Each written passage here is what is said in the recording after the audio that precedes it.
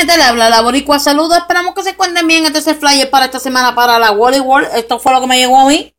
Vamos rapidito. Ya van subiendo los demás flyers, ¿ok? Con calmita todo se puede. Si voy muy rápido, vuelvo y le recalco, me disculpan. Todo lo hago desde mi celular. Trabajo con lo que tengo, ¿ok?